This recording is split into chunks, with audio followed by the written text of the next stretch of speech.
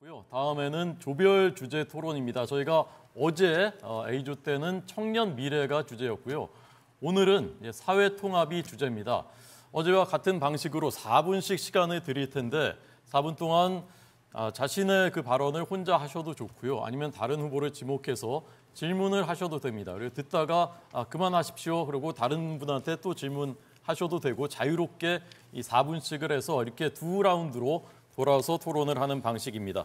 자, 저희가 여기도 키워드를 준비했습니다. 키워드를 보시고 선택을 하시게 되겠습니다. 키워드 보여주십시오. 네, 사회통합과 관련된 주제, 지역균형, 가짜뉴스, 온라인 폭력, 세대 갈등, 또 이념, 다문화, 젠더, 원전, 기초과학, 순수예술 이런 키워드들입니다. 여기서 선택하셔도 되고요. 아니면 다른 키워드를 또 본인이 준비를 하셔서 하셔도 괜찮겠습니다. 자, 이번엔 순서대로 먼저 홍준표 후보님부터 시작하겠습니다. 후보님. 예. 시작하십시오. 키워드 어떤 거 선택하시겠습니까? 저는 좌우 갈등을 하겠습니다. 좌우 이념 갈등. 네, 4분 시작하겠습니다. 예. 우리 한국 사회의 보수 진보 갈등, 좌우 갈등이 시작이 된 것은 2002년도에 노무현 대통령 시대부터 본격화가 됐습니다. 한 20년 동안 보수 진보 좌파 우파 갈등이 극에 달해 가지고 지난번에 비상계엄과 그리고 탄핵 소추가 그게 가장 극적으로 충돌한 사태라고 봅니다. 그래서 우리 한국 사회는 지금 좌우 갈등, 보수 진보 갈등으로 물론 영원한 갈등도 있고 세대 간의 갈등도 있고 젠더 갈등도 있고 다 있지만은 가장 지금 심각하게 보는 게 보수와 진보의 갈등입니다. 좌파의 우파의 갈등이고. 그래서 국회 가서도 이 사람들은 지금 서로 말을 하지 않아요. 상대방 국회의원하고. 그러니까 나라가 안정될 리가 없죠. 그래서 가장 시급한 문제가 이러한 보수 진보 갈등, 한 20년간 지속된 이런 갈등을 어떤 식으로 우리가 치유를 하고 새로운 대한민국을 만들 것인가, 그게 저는 가장 시급한 문제로 봅니다. 그래서 통합의 가장 우리가 수행 수단으로 사용해야 될 게 첫째가 국익입니다. 지금은 서로의 진영 논리에 얽매여서 우리 진영의 사람이라면 도둑놈이라도 오케이고 강도라도 오케이고 어떤 범죄를 저질러도 오케이가 돼버린 그런 기형적인 사회가 돼버렸습니다. 그렇게 하다 보니까 온갖 범죄를 다 저지르고 나쁜 짓 다 한 사람이 지금 사실상 민주당 후보가 돼가지고 세상을 흔들고 있습니다. 이게 아주 비정상적인 사회가 되어가고 있습니다. 그래서 이런 것을 우리가 타파하기 위해서 좌우 갈등을 해소하는 첫째 논리로 첫째 모든 것을 국익으로 두자는 겁니다. 나라의 이익, 국민의 이익이 되어야지 이게 진영 논리가 깨어집니다. 그래서 첫째, 모든 정치나 나라 통치를 국익을 중심으로 해결을 하고, 두 번째, 로마 철학자 에울피아누스가 정의의 개념을 이렇게 한 게 있습니다. 각자에게 그의 것을 주는 것이 정의다. 이렇게 정의를 한 일이 있는데, 야당은 야당의 것을 줘야 돼요. 또 여당은 여당의 것을 줘야 되고, 자본가는 자본가의 것을 줘야 되고, 노동자는 노동자 것을 줘야 됩니다. 각자가 자기 것을 뺏기고 자기 영역을 침해할 때 그때부터 갈등이 생기고 투쟁이 생기게 됩니다. 그래서 각자에게 그의 것을 주는 그런 정치가 되고 나라가 되어야 됩니다. 그렇게 해야지 좌우가 공존하고 보수 진보가 공존하는 나라가 됩니다. 그렇지 않으면 한쪽이 한쪽을 억압하는 그런 20년 동안의 정치 행태, 통치 행태는 갈등만 폭발시키고 합의가 안 되고 나라는 혼미하게 돌아갑니다. 그래서 제가 대통령이 되면 가장 먼저 해야 될 게 국익 중심으로 나라 운영을 하겠다. 그리고 두 번째, 각자에게 거의 것을 주는 그런 정치 문화, 사회 제도를 채택하겠다. 그런 말씀을 드립니다. 네, 알겠습니다. 홍 후보께서는 그 질문은 하지 않으시고 본인이 진단 그리고 해법을 말씀하셨습니다. 두 번째 순서는 한동훈 후보인데요. 어떤 키워드입니까? 저도 사회 갈등이라는 키워드로 하겠습니다. 네, 자 4분 시작하겠습니다. 우리 사회의 극단적인 갈등 상황이 결국 한쪽에서는 계엄, 한쪽에서는 30번의 탄핵 시도로 극단적인 결과를 맞이했습니다. 이번 선거는 계엄으로 인해 하게 된 선거이기 때문에 불편하지만 계엄에 관한 질문을 우리 정치인들에게 국민들이 하실 수밖에 없습니다. 저는 우리 당이 배출한 대통령이 한 것이라 하더라도 비상계엄은 불법이라고 봤고 그래서 앞장서서 막았습니다. 국민이 먼저였다고 생각했기 때문입니다. 비상계엄에 반대하지만 탄핵할 정도는 아닌 경미한 과오다라고 생각하시는 국민들도 계시는 것으로 압니다. 국민들의 입장에선 충분히 그렇게 생각하실 수도 있다고 생각합니다. 그렇지만 책임 있는 정치인으로서 저는 그 영역은 존재하지 않는다고 생각합니다. 계엄 자체가 정당한 것이라고 생각하거나 아니면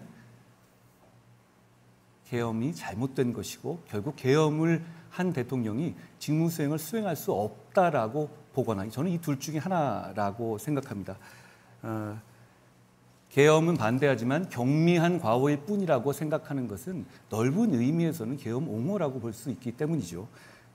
제가 공격하려고 드는 것은 아닌데요. 후보님들께 제가 간단하게만 질문 드리겠습니다. 홍 후보님께서 12월 4일 날 경솔한 한밤중의 해프닝이다 이렇게 말씀을 하신 적이 있습니다. 그리고 그렇죠. 3월 20일 날은 홧김에 서방질한 거다 이런 표현을 쓰신 적이 있습니다. 그렇죠.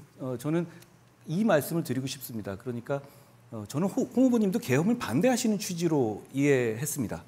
계엄 반대. 예. 그런데 탄핵에 대해서는 또 반대 취지를 가지셨단 말이죠. 탄핵을 반대하면서 실질적으로 피해가 없었다. 2시간간의 해프닝이었다. 2시간 정도 됐죠. 국회에서 계엄해서 요구권을 행사하고 그게 2시간도 안 됐을 거예요. 그러면 대통령한테 자진하야할 기회를 주자. 예.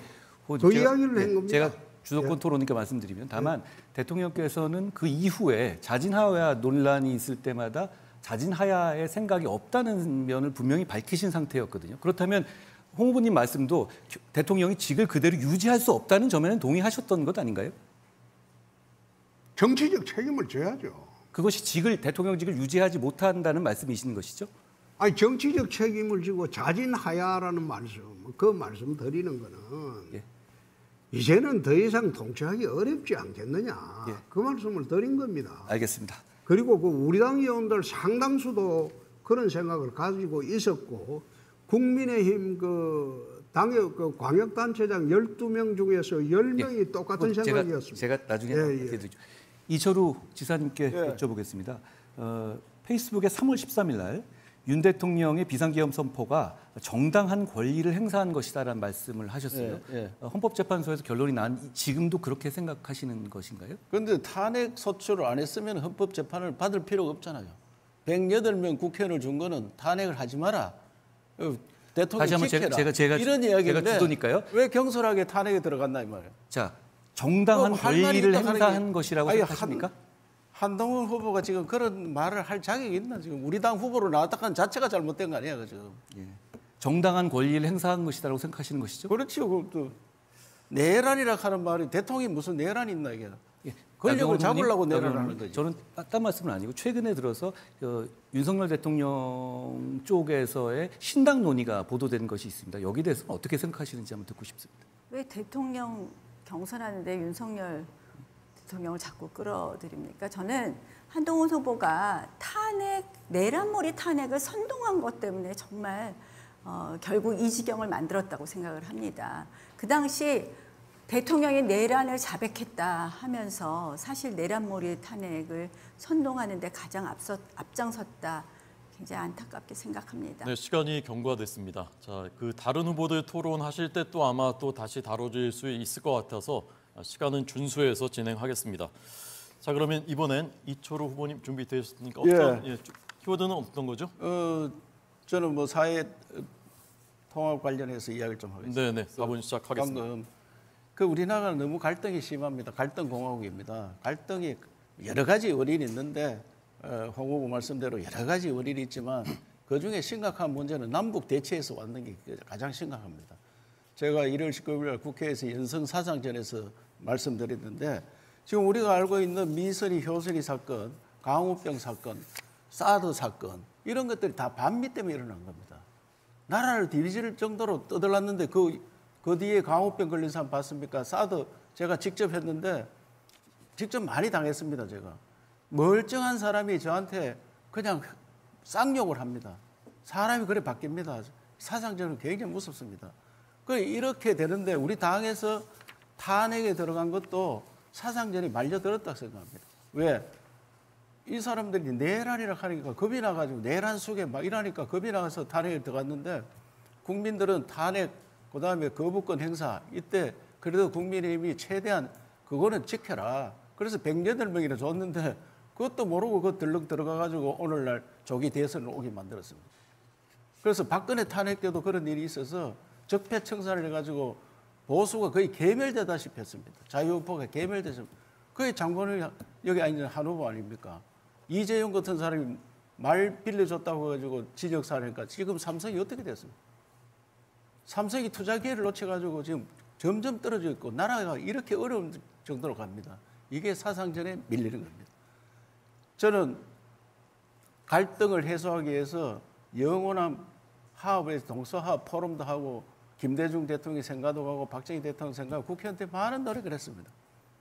그런데 선거 한번 거치면은 아무런 효과가 없습니다. 그래서 사상전에 대치도 해야 되고 이 선거의 제도를 바꿔야 된다. 갈등을 없애기 위해서는 어떻게 해야 되느냐. 선거를 소선거, 중선거, 대선거로 바꿔야 됩니다. 5명 뽑을 때는 5명을 한꺼번에 뽑으면은 여러 당이 들어갈 수 있습니다. 이와 같이 일당 독점이 안 됩니다. 그렇기 때문에 저는 선거구제 바꿔서 해결을 하고 그리고 이 사상전이 가랑비 옷 젖듯이 우리 당이 자유우파가 늘 당합니다. 자유우파가. 좌파들은 고도의 전술을 가지고 있습니다. 특히 우리 당은 대책을 못합니다. 대책을. 이 대책을 못해가지고 박근혜도 탄핵시키고 박근혜 탄핵되고 난 다음에 뭐가 달라졌습니까? 우리 당만 쪼그라들고 대통령이 뭘 잘못했느냐 이야. 그 때문에 가짜 뉴스 때문에 다 당한 건 아니냐 이야. 가짜 뉴스 때문에. 그 가짜 뉴스 때문에 당하는데 그때는 칼춤을 춘 사람이 있고 하양 연하락하고 그렇게 즐기던 사람이 우리 당 후보로 와 있다 하는 것이 저는 굉장히 부끄럽게 생각합니다. 그리고 지금도 이 조기 대선을 치르면서 얼마나 고통을 받고 있습니까? 이게 만약에 우리가 정권 수호를 못한다면 어떻게 되겠느냐 이게. 그때 적폐청산이 10배가 더 되는 내란 청산이라 하는 어마어마한 겨울이 오리라 생각합니다. 여기 우리가 절대로 대비를 해야 되고 이런 갈등을 없애는데 우리 자체가 이념적으로 무장이 돼야 됩니다. 우리 당이 전혀 무장이 안 되고 있습니다. 당원인지 그냥 일반인인지 구분이 안 갑니다. 그래서 이번에도 그런 경우를 당하고도 우리가 정신 못 차리면 안 되니까 저는 내란몰이 이런 그 사상전에 말리 안 들도록 방첩청을 만들어야 됩니다. 공수처 그런 거 없애고 중앙방수청을 만들어서 사상전에 대비하는 고도의 수사기관이 있어야 된다고 생각합니다. 이런 일들은 제가 잘 할 수가 있습니다. 예. 네, 이철우 후보였습니다. 방첩 뭐 만드신 방첩청. 방첩청. 중앙방첩청. 알겠습니다. 자, 이번에 네 번째 나경원 후보님은 어떤 키워드 선택하셨습니까? 저 홍준표 후보님, 이철우 후보님께서 제가 하고 싶은 말씀 다 하셨네요. 제가 사실은 이념 갈등 말씀드리려고 했습니다. 시작하겠습니다. 지금 이제 이념 갈등을 통합해야 된다. 국민들께서 너무 싸우지 않느냐 하지만 결국은 대한민국의 이념 갈등이 헌법 가치 안에의 보수 진보의 갈등이라면 우리가 충분히 논쟁하고 거기서 통합도 만들어가고 할 수 있을 겁니다. 그런데 중요한 것은 결국 친북 세력들의 이 헌법 가치를 뛰어넘는 그런 갈등이기 때문입니다. 지금 한번 민주당 보십시오. 민주당 공약을 한번 보십시오. 이재명의 그 민주당 일부 세력은 저는 친북 세력이라고 볼 수밖에 없습니다. 국정원에서 간첩 수사권 뺐더니 이번에 공약이 방첩사 해체하겠다는 겁니다. 그리고 국가보안법 폐지 또 나오고 있습니다. 저는 그래서 이번 대선을 우리가 무슨 중도 확장 이런 얘기할 게 아니라 체제 전쟁이라고 선포해야 된다는 겁니다. 그 헌법 가치가 분명하고 법치, 상식, 헌법 가치가 딱 서야지 거기서 사회 통합이 있을 수 있는 겁니다. 저는 그래서 이 가치를 분명히 하는 것부터 시작해야 된다라는 말씀을 드립니다. 그래서 이 국민 통합 이전에 그러면 자, 그럼 우리 당의 보수 통합은 어떻게 되느냐를 또 봐야 될 것 같아요. 우리 당의 뭐 스펙트럼이 넓은 건 좋지만 이것도 역시 국민의 힘이 우리가 무슨 단순한 뭐 이것이 사교 클럽이 아니잖아요. 우리가 이념 정당입니다. 가치 정당입니다. 이것을 내세우는 것을 우리가 당연하게 생각을 해야 되는데 우리는 늘 패션 우파, 뭐 중도 확장 이러면 표 가져오는 줄 압니다. 그럼 좌파 정당 찍지 왜 우리 정당 찍습니까? 중도연 하는 것으로는 안 된다.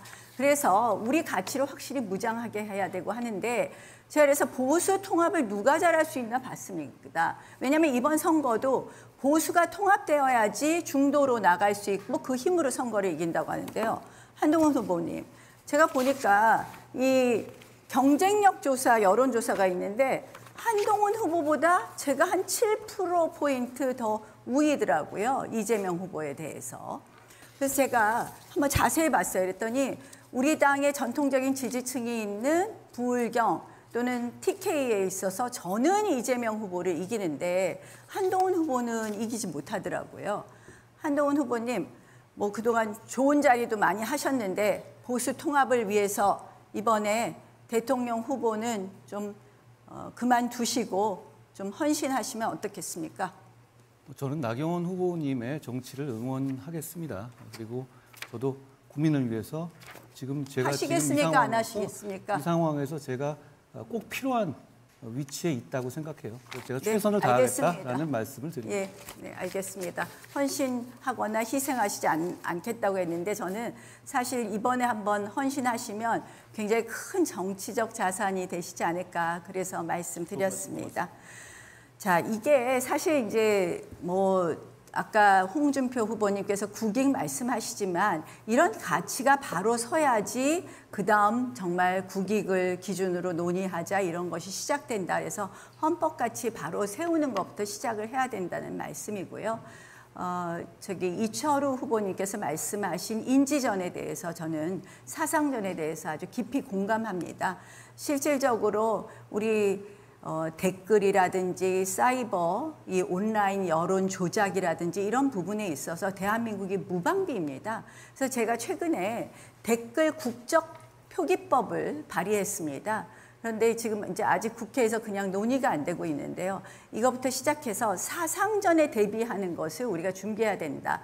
저는 사이버 사령부 격상하겠다. 그리고 대통령이 직접 챙기겠다라는 말씀 드리겠습니다.